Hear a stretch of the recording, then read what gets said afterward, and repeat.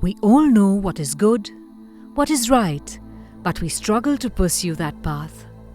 Why is it so? Modern education prepares us to be competitive and successful, but not to live life to its highest potential.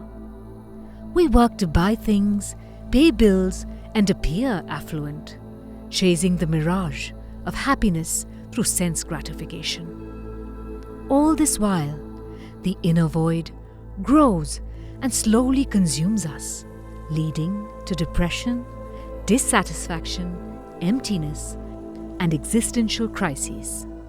This is why we need Bharat's ancient wisdom, which helps us understand the workings of our inner systems and teaches how to balance our lives and set the right priorities. Indriya Jayasya Moolam Vinayah. The root of victory over the senses is self-discipline. This self-discipline leads to inner governance that trains us to develop a strong character. When we say inner governance, who is governing whom? Let us understand through the chariot analogy.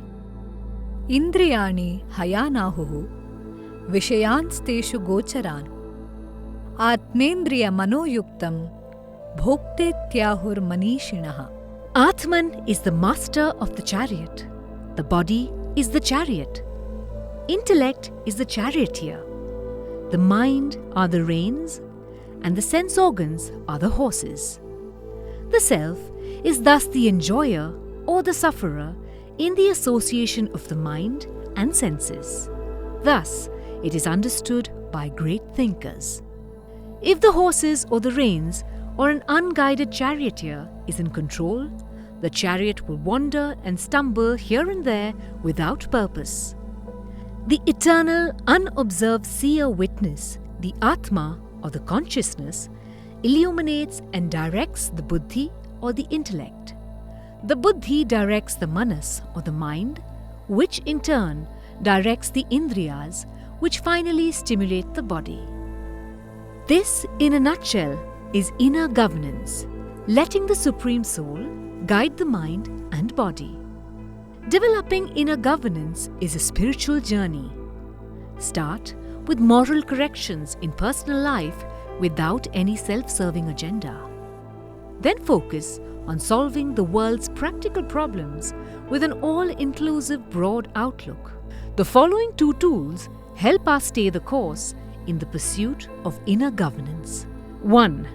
Absolute moral standards: purity, honesty, unselfishness, and love, or pool.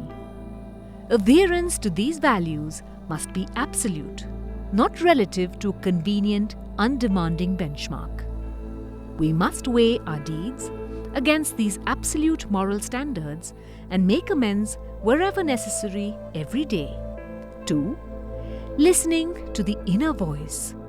Make time to listen to the inner voice. This higher wisdom helps us shed our conditioning and selfishness and get fresh perspectives. It gives inspired ideas and holistic solutions to seemingly unsolvable problems. It works in 3 stages: connection with a higher power or a higher cause, or simply nature, something that means more to us than anything else in life. Correction in our actions, thoughts, or plans by evaluating them against the 4 absolute standards. Direction by the inner self to get clarity on life's purpose and meaning, to find courage and confidence to make a positive difference. Maunam chaivasmi guhyanam.